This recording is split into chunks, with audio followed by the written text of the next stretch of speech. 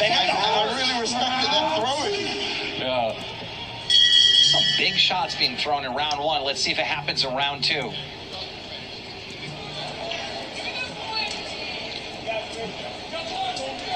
Oh, strong strike. Legal notice to 𝖏𝖓𝖓𝖉? So What? Froggy Fresh 𝖏𝖓𝖓𝖉 is getting sued now? went on his Twitter and posted the notice of termination he got from Creator Clash on March 5th, 2023 for engaging in conduct that degraded and offended the event sponsors, obviously referring to the disparaging comments Froggy made about the event on a podcast from April 26, 2023.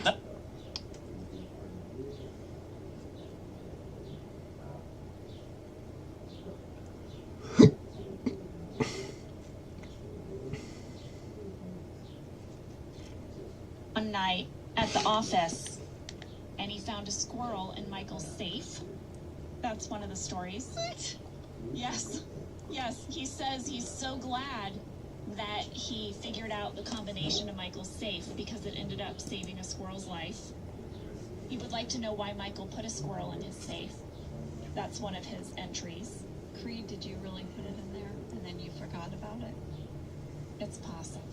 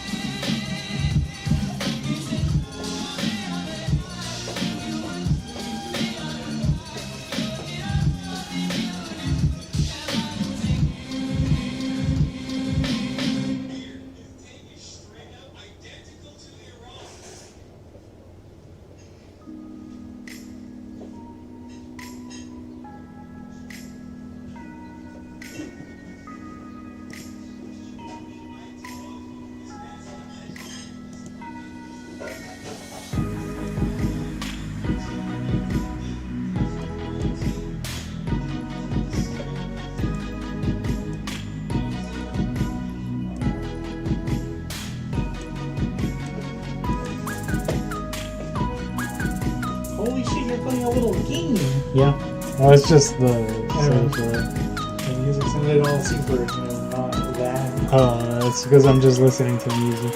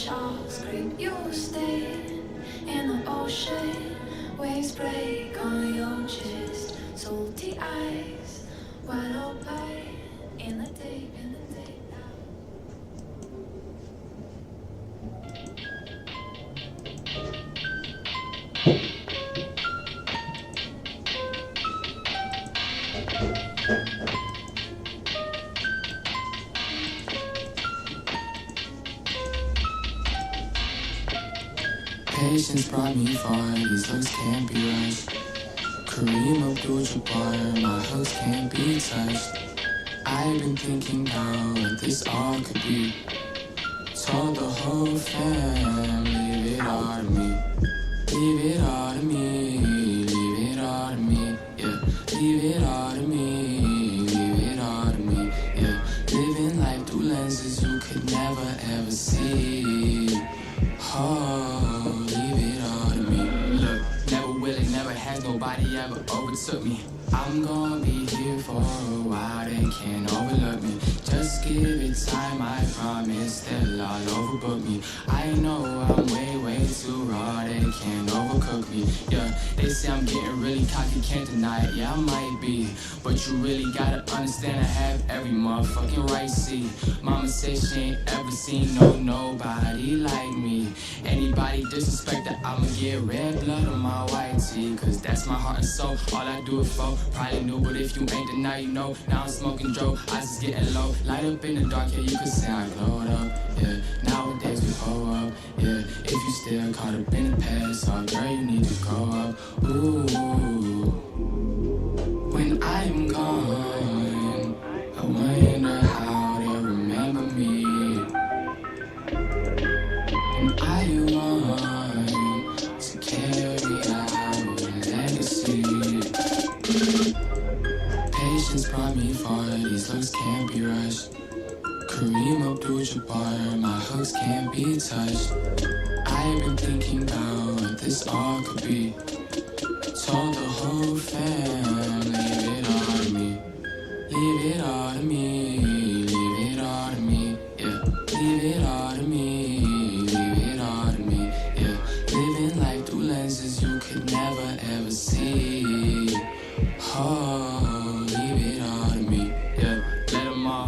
assume what they want, I don't care at all. Focus on myself, have it a bar. Promise I won't ever get close to a fall. Yeah, this a new chapter in my life. This a new chapter in my life. Baby girl, you saw potential in me from the start. I might just make you my wife, yeah. I want this shit so heavily. When things get tough, this music shit my remedy. I just hope God leads me to what is best for me. It's the start of a life full of longevity. Ooh, shout out to my boys. Man knows my dudes for life. I hope one day we get to see them fucking crazy nights where laughter's possessive, the past is dismissive, and I can focus on this music and how I'ma get it all. Patience brought me far, these looks can't be rushed.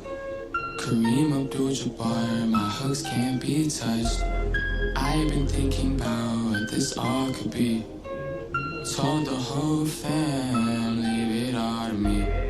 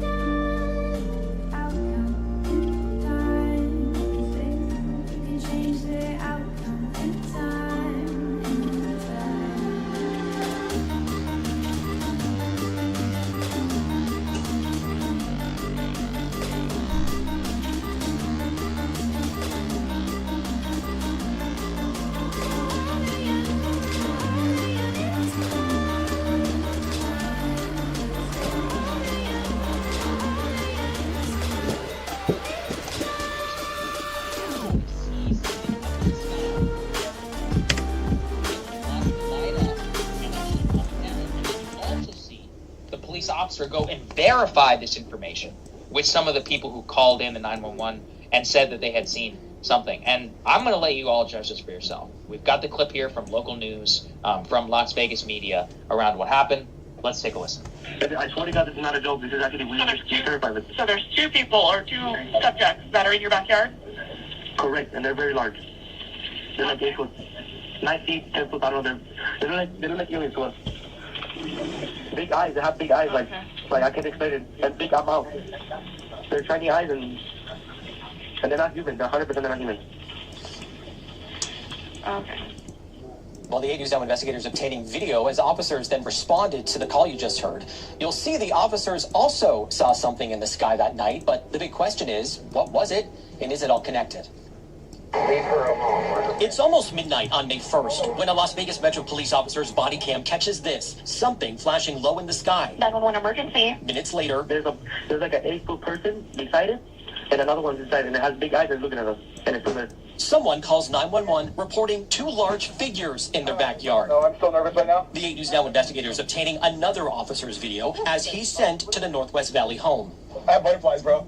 Everyone saw a shooting star, and then these people say there's aliens in their backyard. By now, it's more than an hour after that bright light. Officers meeting up with the caller and his family. What'd you see? It was like a big creature. A big creature? Yeah, like 1 10 feet tall. I'm not going to BS you guys. One of my partners said they saw something fall out of the sky too, so that's why I'm kind of curious. Did you see anything land in your backyard? Or? They see like a big, that's what they say. They see like a big something with light. What I saw right now, I do believe in it. Police walk into the backyard to investigate, but Metro blacked out that part of the video because it's considered private property. What's clear, they're taking this call seriously. Hey, this might sound like a really dumb question, but did you guys see anything fall out of the sky? Asking others what they saw. I would normally discount it as nothing. However, seeing as one of my partners said they saw it too, only reason I'm actually investigating it further. That investigation turning up no concrete answers as of Wednesday. Whatever or whoever fell into that yard, long gone within minutes. Okay, Crystal, once again, look, maybe all these people are crazy. Maybe it's a highly secret government black program from Area 51. But let's combine it with all the other UFO lore that we know. Obviously, Area 51 is nearby. Bob Lazar himself, he's somebody who was in the area who allegedly allegedly, saw some of these craft and tests and all these other things that were being blown and thrown about there. It's a long part of UFO lore, this area of the country. Or it's a highly secret government black program. But what gets me is the level of seriousness with which this family is describing, this incident, and also the fact that the Las Vegas PD kind of blacked out, whatever they did see there in the backyard. So I don't know. What did you make of this one? I mean, what can you make of it? Like, the only thing you could, maybe it's like an elaborate hoax, and we're just being totally taken in by it, right? Between these cops and the local family, I don't know. That's the only explanation I could come up with that isn't just what they claim that it is on its face. So that's a weird one. That's a hard one to dismiss. And you really brought me into this world, and the more that I see these, like what happened in 𝖏𝖓𝖓𝖗𝖏, Brazil, and all of this Virginia, all these corroborating accounts, and all these just regular people, like not weirdos who are obsessed with UFOs. Not that you have to be a weirdo to be obsessed with UFOs. No offense, UFO community, but these aren't cranks. They're normal people who didn't even want to talk about what had happened and had to be dragged to it. And then their stories all line up, and you see this one, it's the same thing. You've got it. You're literally seeing the body cam footage of something happening, and then in the same area, family being like, "There's these 9 foot tall things in my backyard. I don't know what to do." I don't know, Tiger. I don't know. Don't know either. Look, they could all be nuts. It could be a hoax. They could be completely mistaken. Could be an animal. Could be, burglars. The mind wants to think linearly. The mind wants to think, in terms of what easily it's fit into. And most of the time that is true. But some things are fantastical and actually do happen and have happened, in the past. And, at a certain point, you got to take people also at their word. You got to disprove, and or at least you got to prove and rule out all those other explanations. And clearly, Las Vegas PD, LVPD, or whatever they're called, they also were very struck by what was happening there. And enough so that the community there is clearly, they think that something happened. So maybe it did, maybe it didn't. Every once in a while, these things come across our radar. Like the pilots, 787 pilot, 737 pilot is like, man, there's something crazy going on up here. And then the audio gets leaked and everyone's like, oh my gosh. And then everyone moves on. So, look, maybe we'll find out. Can I ask you? Yeah. You probably thought this through. Like, let's say it's all true. Craft, the investigation, the sighting in Las Vegas, for whatever. Let's say it's all true. Like, what does that mean? Like, what happens then? I don't know. Yeah, I mean, I haven't gotten there yet. Because I actually think too many people focus on that, and what is it? There's no way to predict. So some people predict like a great coming together. I actually don't believe that. I believe too little of humanity. I think it would. Obviously, a lot of people won't believe it. Some people, it would just have to be so ironclad the way that it comes through. Again, I honestly have not spent too much time thinking about that because I'm just so focused on whether it's true or not, and actually getting that information out. And I just think that humanity is too complex of a system to actually predict. I've read enough sci-fi to see it go multiple different ways. My personal favorite, if anybody wants to know, is the three-body problem, the book out of China, which, to me, that one actually kind of nailed the way that I think some of this might all go down. But who knows? We absolutely have no idea. Yeah, because you have people, obviously there's a lot of people who already feel like we have enough evidence to say, like, this is happening, it's an ongoing reality. You have a lot of people who, even if the government was like, all right, you got us, like, here's the craft, let me put it on TV, they'd still be like, no way, not possible. So, wild times. It does literally feel like we're living in a simulation sometimes. It's hard to wrap your head around, especially when you look outside and the sun is like blotted out and it looks like we're literally living on Mars. So possible. Hey guys, ready or not, 2024 is fully upon us now, and Sahar and I have been brainstorming ways that we can really up our game for this critical election. Yeah, we rely on our premium subs to expand our coverage, to add staff, to upgrade the studio. We just want to give you the best independent coverage of this election, which is possible. So if you can help us out, become a premium subscriber today, breakingpoints.com, or the link is down here in the description video. It really means the world to us, and if you like what we're all about, this is the best possible way to keep us 100% independent, working only for you.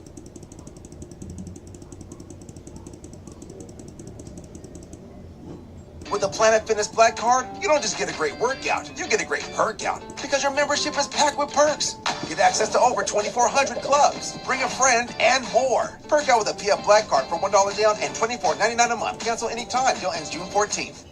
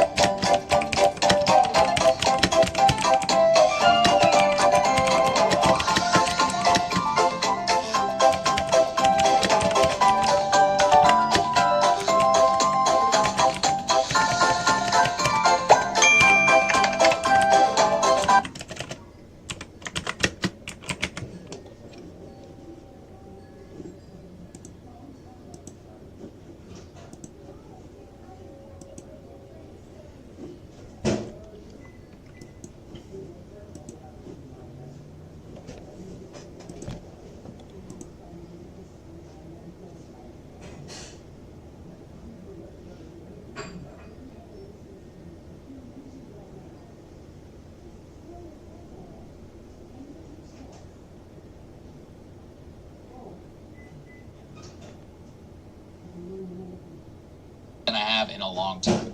Anytime there's so much information breaking all at once, it's always important to review the facts and separate them for people as they think about it, or at the very least think that we should get to the bottom of some of the recent events. Now, as far as UFOs goes, in the last week or so, there have been two major stories which we have covered here on Breaking Points, and I'm going to separate these into two categories. One is the former intelligence official, David Grush, came forward with an extraordinary claim. The United States government is in possession of multiple alien spacecraft. They have lied to the American people and Congress for decades. This is further backed up by multiple intel officials coming forward to Michael Schellenberger supporting his claims. I believe these stories are the utmost importance. I'm going to circle back to them, I promise. But another story that got a lot of attention is this recent event in Las Vegas, Nevada. Police body camera footage and a 911 call ignited immense public interest after a family and a teenager specifically called 911 to report the sighting of an alien being in his backyard. The reason these claims even received any attention at all is because police officers and body camera footage revealed lights in the sky around Vegas at the same time, and officers in their footage are shown mystified by what they saw. If you missed it, here was the report that took the world by storm. I swear to God, this is not a joke. This is actually weird. I'm terrified of it. So there's two people or two subjects that are in your backyard? Correct, and they're very large. They're like 8 foot, 9 feet, 10 foot. I don't know. They look like aliens to us. Big eyes. They have big eyes, like I can't explain it. And big mouth. They're shiny eyes, and they're not human. They're 100% they're not human. Okay. While the 𝖏𝖓𝖓𝖗 investigators obtaining video as officers then responded to the call you just heard. You'll see the officers also saw something in the sky that night, but the big question is, what was it, and is it all connected? It's almost midnight on May 1st when a Las Vegas Metro police officer's body cam catches this, something flashing low in the sky. 911 emergency. Minutes later, there's like an 8-foot person beside it, and another one's inside, and it has big eyes and looking at us, and it's still there. Someone calls 911 reporting 2 large figures in their backyard. No, I'm still nervous right now. The 8 News Now investigators obtaining another officer's video as he's sent to the Northwest Valley home. I have butterflies, bro. I really thought a shooting star, then these people say there's aliens in their backyard. By now, it's more than an hour after that bright light. Officers meeting up with the caller and his family. What'd you see? It was like a big creature. A big creature? Yeah, you want to take it off? I'm not going to BS you guys. One of my partners said they saw something fall in the sky too, so that's why I'm kind of curious. Did you see anything land in your backyard? Or? They see like a big, that's what they say. They see like a big something with light. What I saw right now, I do believe in it. Police walk into the backyard to investigate, but Metro blacked out that part of the video because it's considered private property. Now, of course, there are a few questions. Number one, since when have the police blurred out an entire backyard because it's private property? That's one of the craziest things I've ever heard. But also, come on, man. You saw a 9 or 10 foot alien being, you didn't whip out your phone camera. Luckily, the kid himself who was featured in the video came forward in a YouTube video with some more information. Now, since that witness from the video is a teenager, I'm not going to try and be too mean. But the most important thing that he supposedly revealed is this image. Okay, so per his telling, that perfect circle is what was imprinted in his backyard. Now, as UFO journalist James Fox indicated in his review, quote, "I have an open mind, but let's be honest. That looks like something that was scratched with a shoe." The explanation as to why they did not whip out their cell phones to record their alleged encounter with alien beings in their backyard is they were afraid, which is somewhat reasonable. And furthermore, Las Vegas-based and famed UFO journalist George Knapp is also on the case, and he provided us with this update. 8 News Now investigators have spoken with family members multiple times in the past 4 weeks, but each of the 3 times we accepted their invitation to do an interview, they didn't answer the door or their phone. These are some of the claims they've made in other public forums. Multiple family members backed up the story in an initial police report we obtained. Angel says they heard the patter of multiple feet in the yard. They later heard footsteps on their roof. They saw one of the 8-foot-tall creatures climb behind the controls of a large front loader stored in the yard, as if trying to engage it. He got a good look at one of the creatures, he said, a greenish-grayish being with large eyes and long legs. He says he could hear its deep breaths, and when he locked eyes, he was, in essence, frozen in place, couldn't move. In the middle of the yard, where the object had crashed and vanished, a circular impression was left in the soil. Okay, so they've been avoiding interview requests despite agreeing to them. On the one hand, explanation out there is that they want to remain anonymous and shun attention, but then they also, one of the alleged witnesses is starring a YouTube channel and calls it Alien Society 51. I'm not going to dismiss it yet entirely. There was still Ring doorbell footage that captured the sound of a thud. The officer body camera footage showed an object falling out of the sky. Another independent journalist who spoke with the family says he does believe that they saw something. So look, we'll wait for further information. For me personally, I am actually less convinced after the release of the Witness YouTube video than the initial weirdness of that body cam footage getting blacked out. We will await further investigation amongst questions about potential cover-up in Vegas by police officers, and as some have pointed out, given that we still have a total blackout on the actual Las Vegas mass shooting, it's not like you can really trust the word of authorities that are from there. The reason I spent some time on this is to show I and many interested who are in this topic don't just believe everything that gets put out there. In fact, most of what's put out there I disregard almost entirely. Every once in a while, a strange one will pop up that's on the fence, like this one, and it's incumbent on those who do believe, people like Dave Grush and want more investigation, to show public skepticism as well. And I'm going to end it by just saying this. Take a look. What you can see is that people who are interested in the topic and want transparency on the government have in possession both documents and materials-wise. So I will end with hope. Focus less on individual stories and more on the allegations of government conspiracies that can either be proven or disproven, based entirely on whether congressional leaders actually take this issue seriously and give us transparency. The House of Representatives now says they will investigate the allegations of Dave Grush and will have hearings. It's not much, but it is a start. Maybe it'll be the start of something big. You know, Crystal, Hey guys, if you like that video, go to breakingpoints.com, become a premium subscriber, and help us build the best independent media organization on the planet. That's right. We're subscriber funded. We're building something new. We want to replace these failing mainstream media organizations. So again, to subscribe, it's breakingpoints.com. I'm the oldest child born to Vietnamese refugee parents. Now I'm embracing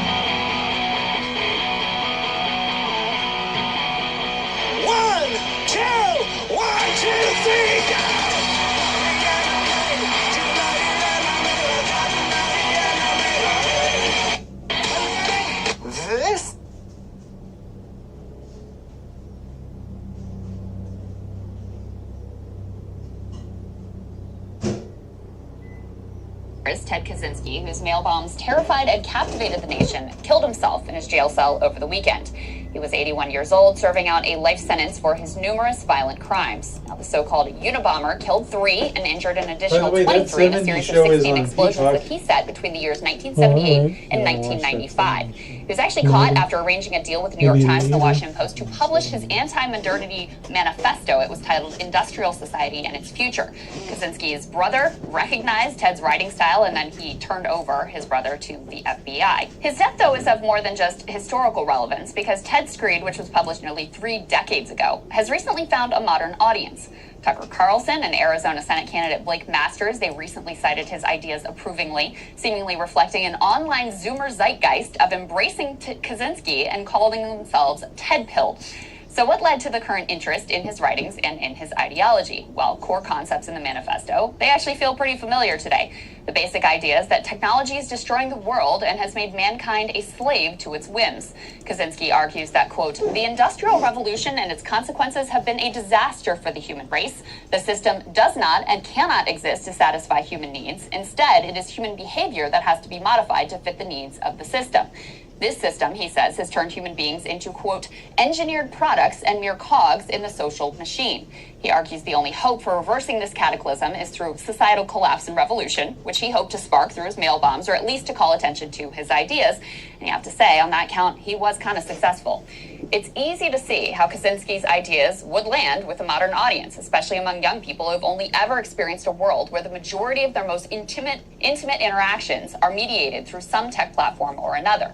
There's a whole subgenre of TikTok devoted to Kaczynski standing, where depressed Zoomers pine for a return to a wilderness that, frankly, they've barely ever experienced. It's filled with links to articles about microplastics, memes about suburban sprawl, and lamentations about low T levels.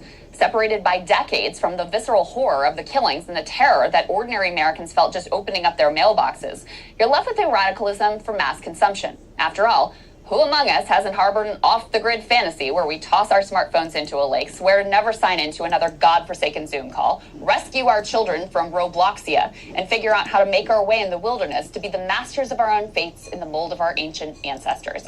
Sounds kind of appealing as we sit in our air-conditioned room with the whole world and every modern convenience right at our fingertips. In fact, you could easily argue that Kaczynski's analysis of the ills of modernity and threat of tech is actually at the peak of its relevance. After all, we just watched humanity be ravaged and our individual freedom further curtailed by a pandemic that was, in all likelihood, unleashed by an arrogant scientific establishment. Last week, the entire East Coast was smothered by smoke drifting from unprecedented wildfires that are a predictable consequence of the human-driven climate catastrophe. He also writes compellingly about the dangers of AI. He wrote, quote, "As society and the problems that face it become more and more complex, and as machines become more and more intelligent, people will let machines make more and more of their decisions for them, simply because machine-made decisions will bring better results than man-made ones. Eventually, a stage may be reached at which the decisions necessary to keep the system running will be so complex that human beings will be incapable of making them intelligently. At that stage, the machines will be in effective control." We already have tech, which even its own architects do not understand, churning out results that they cannot predict. It's impossible to argue that tech is actually in service of humanity when we don't even know what the tech is up to underneath its shiny public-facing veneer. Just last week, Apple released its Vision Pro mixed reality headset, which is intended to bring all of your screens into your immediate field of vision without even having to look down at a smartphone or TV or iPad or other device. Who knows whether it's ever going to reach widespread adoption, but it's one more invention designed to make us more disconnected from the environment we are actually in and the people we are actually around and become more reliant on the machines. Now, the niche hero worship of Kaczynski is obviously unsettling, given that he was a killer and a terrorist. His Zoomer fans feel the sting of disaffection, but lack the personal or societal means to do a whole lot about it. Their self-aware impotence on display as they use the new hottest tech platform to pine for the destruction of all technology and a return to the wild. Ted is admired with this group because he didn't just complain about modernity. He actually did the thing, lived off the grid survival life. And with so much time removed, his violence feels distant enough to just be a useful element of an edgy, radical online persona. Ironically, it's the very story that our algorithm-boosted tech of today has incentivized a generation to tell about themselves. Be edgy, be radical, be extreme to get boosted in the algorithm.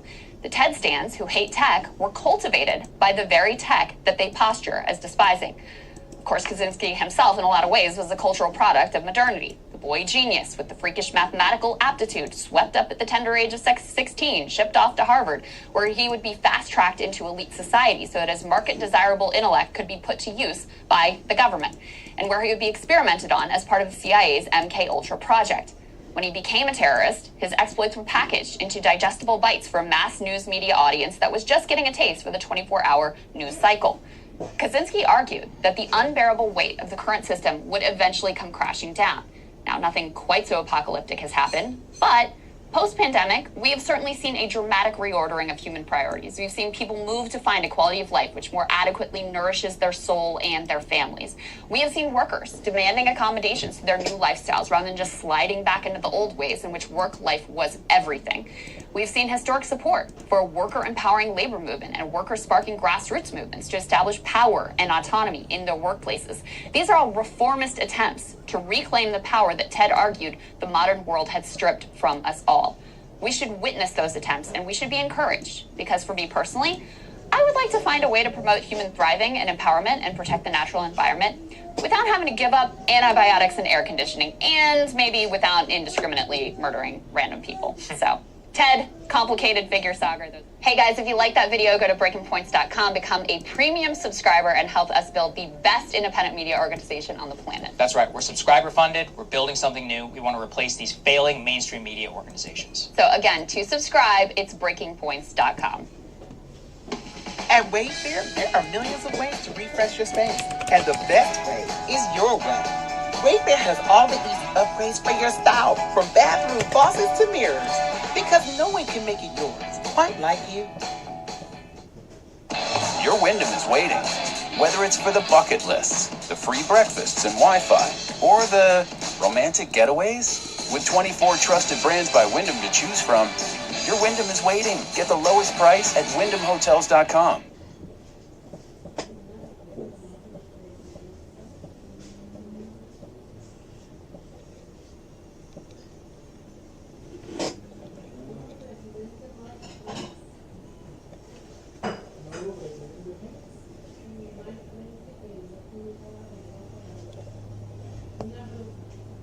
All right, Sagar, what are you looking at? Well, it's been a big week for the UFO phenomenon. Last night, we saw a more in-depth look at the gameplay of Starfield. And I'm going to say that I'm actually feeling very positive about this game. It's coming out in about 2 months, and I'm genuinely excited for it. Now, it's too early to say. It really is. We're going to have to wait and see the actual game. before passing final judgment, because honestly, Fallout 4 looked pretty good. Well, no, it looked very good when they announced it in 2015. Although there were some more warning signs with what we saw at the E3 showcase for Fallout 4 than there seemed to be for Starfield. I mean, I do have one or two minor niggles, a couple of worries here and there about Starfield, but overall, what I saw was phenomenal. But this game is not going to solely rely on how it looks, on the gameplay, etc. It's going to lean heavily on things like the quests, the factions, how replayable the game is. I mean, not all games need to be replayable, but that is one of Bethesda Game Studios' great strengths. And I think a lot of us are expecting, nay, demanding, a game where we can play multiple times, take on different roles, and have a different experience, tell a different story.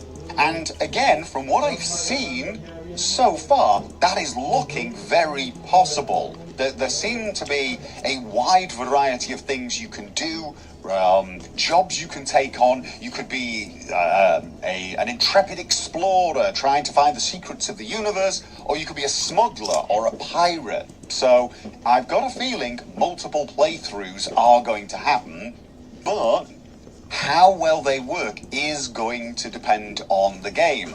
I still say Fallout 4 did not quite hit the mark for me on replayability. Skyrim, I can come up with a new idea of how to play Skyrim, you know, every single year, and I have done so. Fallout 4, I don't know, it didn't hit the sweet spot. It was not as replayable. Now, Fallout games in general have that problem when compared to the Elder Scrolls games, but I'm hoping Starfield will just... Well, I've been looking for Skyrim in space. You guys who follow me know that. That's what I want. I want the Skyrim experience in space. However, from what we've seen so far, the game looks very solid, pretty polished. It looked very nice, actually. Probably one of the best, definitely the best looking Bethesda Game Studios game I've seen so far. Now, you would expect that. It is 8 years since they released Fallout 4.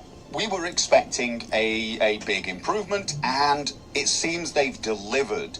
The lighting was much better than previous games. The textures seem to be a lot higher quality. They couldn't be much lower quality than the previous games, but there you go.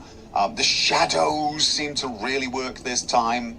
And overall, it just looked visually appealing inside the ships, wandering around cities in the various different biomes, and those places looked quite interesting. There was a lot of variety, planet to planet, city to city. So visually, this game looks like it's going to be, a major step forward, and that is a good thing. It's not the most important thing to me, though. I will say the footage looked a little choppy. I watched it on Twitch, and apparently it was choppier there, but I've looked at the YouTube footage, which was in 4K, and there's still a fair number of stutters along the way. I believe all of the footage is on Xbox at 4K. So that's not too bad, actually, because it looks like they turned a lot of the settings up, or at least it doesn't look like the settings were, set to potato. And it looked pretty good, if a little choppy. I'm assuming on PC it's going to work a lot better. We will get much higher performance, and I'm expecting the game to look at least as good as that and hit 60 frames a second without any problems. I know some people are going to say, well, PC games being better than console, that's not a guarantee these days. True, but, this is not going to be a console port. This is not a port from PlayStation to PC. Bethesda Game Studios, say what you like about them, they make PC games, and the PC version of the game is usually a lot stronger than the console one. It's not the game itself, it's the platform. The music, of course, was epic as always. They usually nail the music. Let's face it, they've been nailing the music for decades. this seems to be, you know, up to their usual stuff. I got very excited listening to the music as the trailer was playing, so that's another thing to look forward to. Many, many years of humming a tune that we just can't get out of our head, and yet still loving it.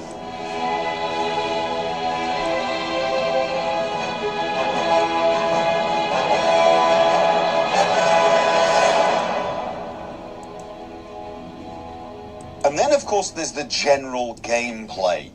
It looked pretty smooth, actually.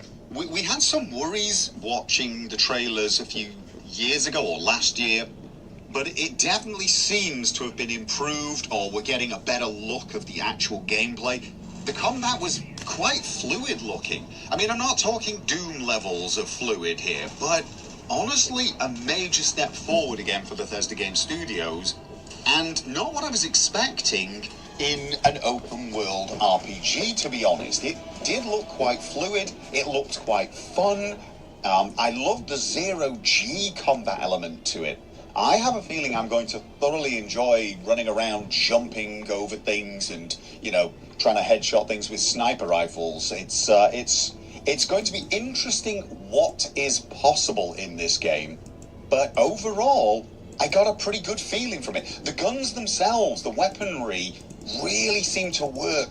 There was more impact now, more recoil. And the melee, we saw some strikes with swords and things, and honestly, yeah, it looks like it's taken a step forward since, well, you know, definitely since Fallout 4 and Skyrim. You're going to be hearing that a lot, but hey, that's what we're comparing it to, so it's definitely jumped forward. They're using a new animation engine, so hopefully things will be much improved in a variety of situations. The character build system looks very interesting. It's difficult to say for sure based upon what little we saw, but it looks like they're taking things from all of their previous games and mixing them together. For example, they have quite a lot of skills by the looks of things, but you unlock them by leveling up your character, gaining experience, and then choosing the skill. This feels way more similar to how Fallout would do it, for example. But once you have the skill, you improve it by using that skill over and over until you gain ranks in it. That feels using that skill over and over until you get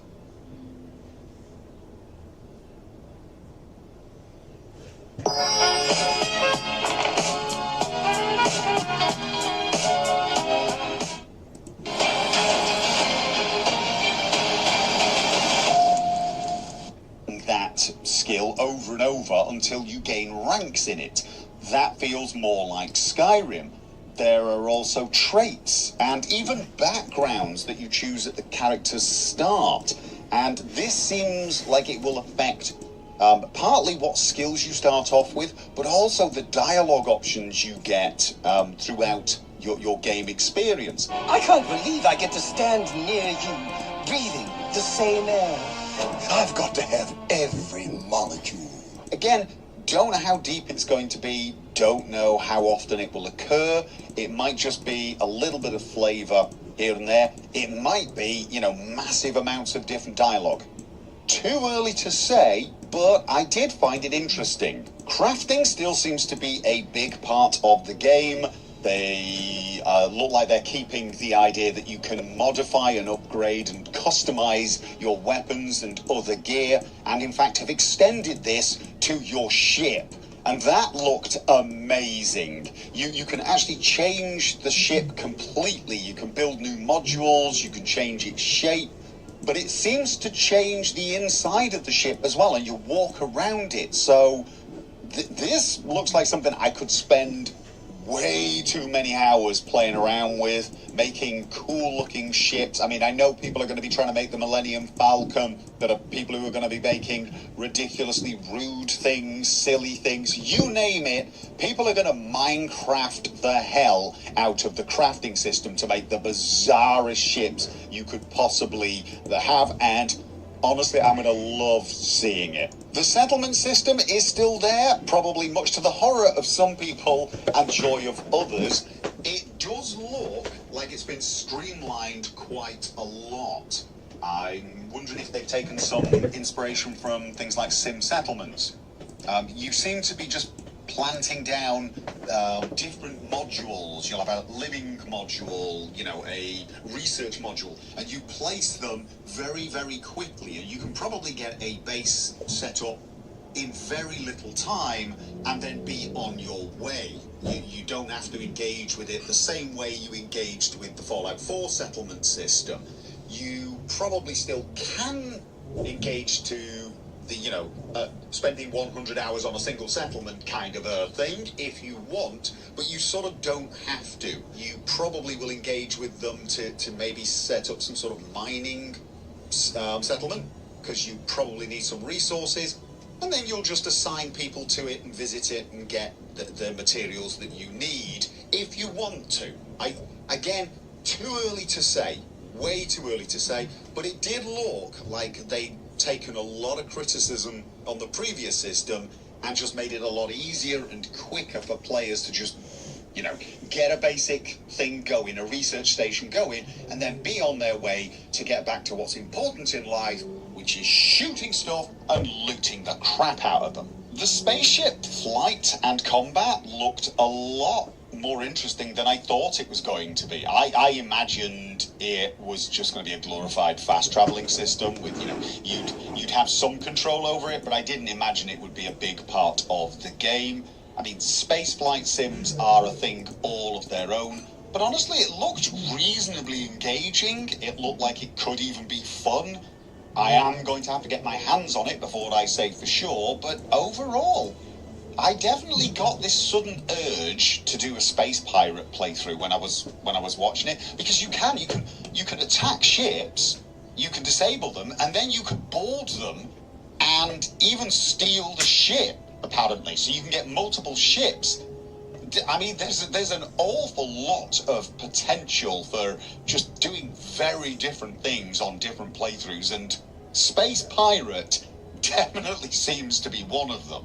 But overall, I just got a very positive feeling about the gameplay for Starfield. There was very little to complain about. I mean, the performance was a bit of an issue, but it was Xbox footage at 4K. I'm expecting the PC version to run smoother, and I'm hoping for console users there will be an option to drop.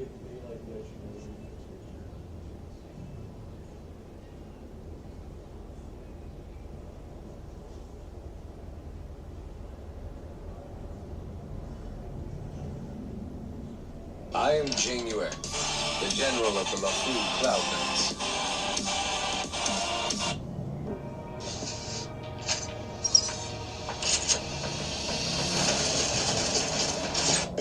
And I'm hoping for console users there will be an option to drop the resolution down or turn some of the details down if you want to get a solid 60 frames a second. There is also the issue of the procedural generation. I mean, one of the things I love about Bethesda Game Studios games are the handcrafted worlds and environments they create.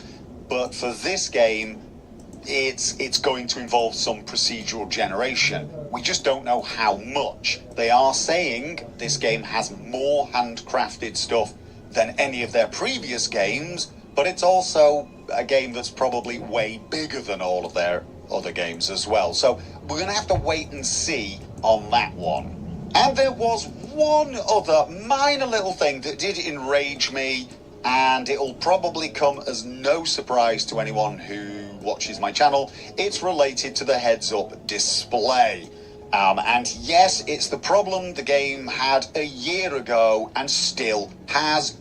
That annoying message that pops up more or less at the center of the screen telling you you've discovered something. It's absolute insanity to me that the developers think you're wandering around this planet or a city and you find some new amazing thing and you're looking at it in awe and wonder and desperately trying to look around this enormous bloody banner that's covering the object you've just discovered. Get it out of the way. That better be an option I can disable. Also, the experience thing, it keeps telling you how much experience you get each time you make a kill right at the center of the screen. I don't need to see that. Just that to me is information that is, you know, that could be information that's off at the side. It's not information I need close to the center. But overall, the heads-up display, the user interface looked pretty good. I quite liked it. They placed the information you needed to know close enough to the center that you didn't have to take your eyes away from the important stuff, i.e. combat or looting, but not so close to the center that it got in the way. So overall, the user interface looked pretty good. So I've got my fingers crossed that some of those things that annoyed me can be switched off. Otherwise, of course, we're going to be waiting for mods. And on the subject of mods, we've got no idea. They did not speak about that at all, but I'm just going to assume it's business as normal. So I'll probably do another video devoted to that another time. So at the moment, I'm just assuming it's going to be just like all of their previous games, and the modding will basically begin day one. Well, earlier than day one, probably. Anyway, that is basically it. I'm sure I've forgotten some things, and I'll probably remember them just after posting the video or when someone reminds me, so there may be other videos coming out. However, overall, I got a lot of positivity from the gameplay I saw and very little negativity. So at the moment, I'm in the cautiously optimistic state. I wouldn't say I'm hyped, I'm definitely not hyped, but I'm cautiously optimistic. I'm really hoping for Skyrim in space. I'm really hoping this is a return to form for BGS. And, of course, we're just going to have to wait and see, but we don't have to wait that long. The game is coming out on the 6th of September. It's less than 2 months away. We're going to get Starfield. And yes, I'm going to play the hell out of it. And then I'm going to mod the hell out of it. Or the other way around. Or probably both at the same time. This is where we belong.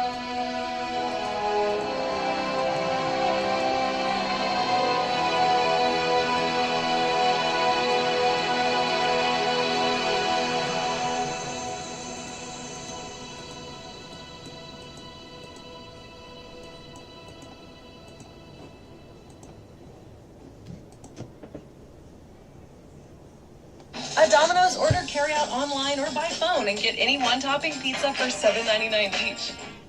Cyberpunk 2077 has come a long way. This is a game that I've been covering on this channel for the last 6 or 7 years. And there was just enormous expectations, enormous hype. This was one of the most highly anticipated games ever before launch. After The Witcher 3 Wild Hunt, CDPR solidified themselves as one of the best developers within this industry, but, well, that tune quickly changed when the game launched, and a lot of the promises, a lot of the things that people expected from this game just wasn't there. And the launch really just went as bad as it could for CDPR, and they've been dealing with the repercussions for that launch for the last couple of years, and they will into the future, as the next Witcher installment has that big question mark next to it. And obviously CDPR is also going to be ditching the Red Engine for Unreal Engine. That's also another big question mark. But with Cyberpunk 2077, 2.5 years later, the tune has kind of already changed on this game. It changed kind of more so last year. After the Edge Runners Netflix series released, a lot of people came back to it and realized that Cyberpunk 2077 actually is a pretty good game. Obviously, it's never going to reach the expectations that it had before launch, but it still is a good gameplay experience with a great story, great characters, and CDPR has been kind of just steadily improving the game the last couple of years with a ton of free updates. And obviously it seems like patch 1.7, which is going to be coming in the next couple of months, is going to be a huge game changer. And that actually is kind of part of Phantom Liberty that's not being talked about enough. And a lot of interviewers, a lot of previewers who got to play a little bit of Phantom Liberty and got to talk to CDPR, they're kind of surprised that this isn't getting the attention, because it almost seems like Cyberpunk 2077 2077 is getting 2.0, a big gameplay reboot of sorts. And in multiple interviews, we have tons of information about all of the changes, and also further information on Phantom Liberty that gets me extremely excited. Because yes, this game, Cyberpunk 2077, is getting one big last hoorah coming towards the end of September. Patch 1.7 is its own standalone thing, but all indication is that it's probably going to be launching right around that same time that Phantom Liberty does. So there's just tons of reasons to be excited for Cyberpunk. And if you haven't played the game yet, it seems like a lot of previewers are saying now is the time to actually wait. Don't jump in yet, because a lot of the changes that are going to be happening to the game are game changing, and there's good reason for you to wait. Now we go to this article from VGC, which goes in depth with a lot of the changes, because 𝖏𝖆𝖓, one of the lead developers on Cyberpunk 2077, goes in depth about a lot of this. He says, virtually no system of the original game has been left untouched. All the core main systems of the game have been redone or updated in a major way. The biggest ones are the perks and skill trees, which have been rebuilt completely, and the next one is we've added vehicle combat, which enables new car chases. So they're giving the open world a little bit more variety, something that the base game was missing. We've also greatly expanded AI and completely redone the police system, which is rebuilt from the ground up and now has multiple levels with multiple archetypes of enemies who will chase you. It's also different in Dogtown compared to Night City. We've also redone the loop and whole progression of the game. The difficulty curve is different. The tiers and drops of loot is different. The archetypes of enemies has been redone for more variety. Those are the core things that we've changed, and if you look into it, there are very few systems that we did not change or update. Even the UI and UX has been greatly updated, and some of the gameplay that is on the screen that has been released to the press actually shows some of the changes that have been made to the UI. We've also looked at the criticism, for example, of the open world. When you play the base game versus Phantom Liberty, you will see the difference. For example, there are car chases that happen dynamically when factions fight. AI improvements mostly extends to enemies. Your followers, like you saw with Agent Reed in the demo, can also use it, but pedestrians are mostly bug fixes. So definitely it seems like CDPR took to heart the criticism of the open world being lifeless, and they've added tons of new content, and it seems like there's some radiant activities that happen. But one thing that gets me excited is the fact that, yeah, there's going to be just factions fighting in the open. It seems like some of these ideas were in the base game and the coding. It just doesn't seem like CDPR was able to really go in depth with a lot of this and actually, make it a core feature or make it a feature at all. But now, since they've had the time, the game launched again, remember, 2.5 years ago, they've had the time to build this system up and implement it. But he does go in depth, 𝖏𝖆𝖓, with more of the systems that are being changed, such as cyberware. It has been completely redone, for example, with a new capacity system, indicating how much cyberware your character's body can take before it sends them cyber psycho. So yes, it seems like one big inspiration may have been Edge Runners. We saw this in a separate interview with the Phantom Liberty director talking about this. He said you can now do the strong solo where you can pick people up and throw them at other people. You can be a cyberware-clad freight train who just charges through people, bam, bam, bam, bam, and they're just out of your way. You can jump up in the air and dash in the air. You can block bullets with your katana blade, reflect them into headshots, a lot of different finishing moves now for Melee, a few of them. And then he goes on, he says, we have a new cyberware capacity thing, where ultimately the more cyberware you slot, the farther you go up in your capacity. And the director uses this as a chance to joke with a less than subtle hint, and then if you kind of push the edge of that capacity, you might run over the edge. Edge runner. So yeah, you can play with the risk reward about going too far with too much cyberware. The spirit of it was all the fantasy fulfillment of what is it like to have cyberware. And that is very interesting, getting that close to cyber psychosis, what that will mean, the negative gameplay effects. I'm very curious if it's actually going to be something, substantial, something to actually think about while you're making your character or building your character up. Now, getting back to the original VGC article, it says, all skill trees have been changed to focus on giving players actual abilities that they can use in the game. rather than the stat boost changes featured in the original game. For instance, one will add a new dash move, another will allow players to deflect bullets, pretty much what the game director had mentioned in that separate interview from Eurogamer, or perform execution finishers. Modifiers around each skill allow players to further power up these abilities. In addition, there's a new unique relic tree. This is something that we talked about right around the time that the game launched, that there was a little bit of a hint that there was going to be a new skill tree, and in fact it is real. And the relic tree comes with upgrades that will allow further twists to the cyberware that you have installed, such as by adding new abilities to your mantis blades. So this tree seems to be something that is more focused on your abilities and making them, I guess, there's new things that you can add on to them. These skills require unique relic points to upgrade, which are found by exploring Dogtown. In addition, CDPR says it's introduced to give more players things to do in the sandbox, a common criticism at launch. So again, more things to do within the open world, more reasons to explore. Now, vehicle combat, it has been totally rebuilt. Players now have more options to battle enemies while driving, or even use weaponized vehicles with cannons or guns mounted on board. The changes also extend to how players will obtain cars in the game via new courier missions.